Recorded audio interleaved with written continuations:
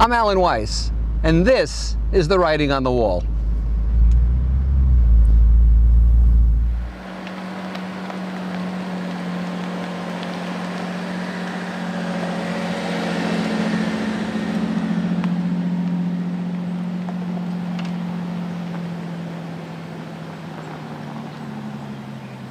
Hi, I'm Alan Weiss. This is The Writing on the Wall.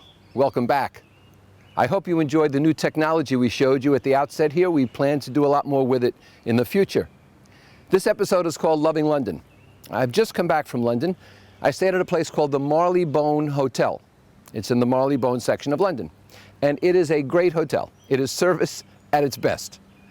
At one point, I had this huge balcony, retractable top, retractable front, latest in technology. And I said to the manager, is there a place I can get a cigar? I'd love to smoke it out in the balcony. He said, we don't sell cigars. I said, no worries, I'll find one in my travels. 2 days later, he had a Monte Cristo No. 2 Cuban cigar, which happens to be one of my very favorites. That's the kind of hotel it was. He gave it to me as a present. Everyone in the hotel greeted me by name. Good morning, Dr. Weiss. Can I get you a taxi, Dr. Weiss? It's like being on Singapore Airlines or Emirates, where everyone in first class knows your name. This was a first class kind of treatment. When I arrived at 8:30 or 9 o'clock in the evening, I came over on a day flight, and of course in London they're 6 hours ahead.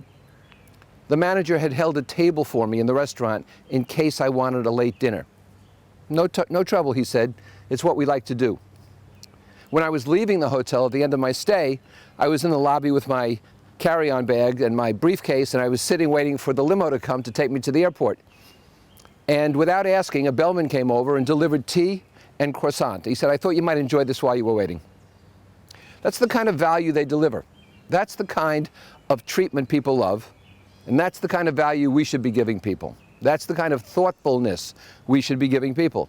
We don't have to give them croissants or cigars, but we should be giving them some value, unexpected, better than others. I took a cab after a speech I made at the Institute of Directors to meet my colleagues for dinner. I was told it was a 10-minute cab ride, and they were having drinks waiting for me. It was about 8 o'clock at night when I got out of my speech. But it took about 20 minutes because traffic was awful, small London streets. We got to the restaurant, and the cab driver said to me, it's 15 pounds, it was on the meter. He said, but let's make it 10. That was a dreadful ride. I said, excuse me? He said, make it 10. I feel bad about 15. I said, why don't we make it 12? 2 more for you. He said, thank you kindly, sir.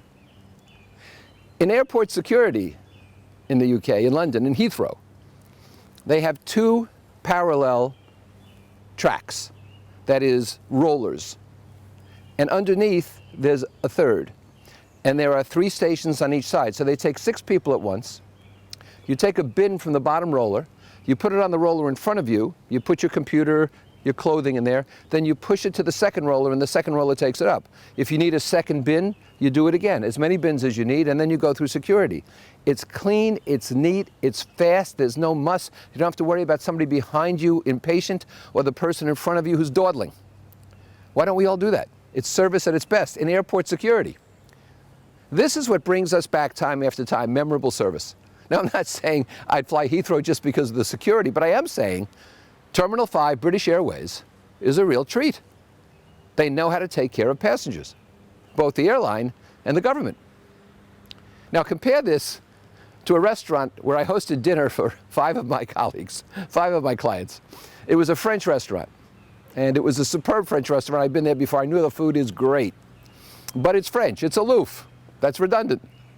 And they serve things like foulard of noisette à la Rouen. What is that? Who knows what that means? What is it? At one point I said to him, how is the fish cooked? And he says to me, the captain says, very nicely, sir. I said, but how is it prepared? He said, very carefully in the kitchen. I said, what do you use to cook the fish? He said, we place it in a pan. I said, so it's pan-seared? He says, no. Then we take it and put it in a pot, and we roast it. Now, that only took 4 minutes for me to determine. I remember once that I was in the outback of England. I was somewhere around, I don't know, Cheddar Gorge or someplace. and I needed American grease, you know, and I found a restaurant that was like a TGI Fridays. And I ordered a cheeseburger, but then I was afraid they'd put 4 pounds of cheddar on it. And I said to the waitress, "What kind of cheese do you put on the burger?" She said, "Melted, sir." My point is, you can be helpful to people and create a memorable experience, or you can be either advertently or inadvertently unhelpful. You need to think through this. Tell me the next time a New York cabbie says to you, "The fare was too high, let's cut it back."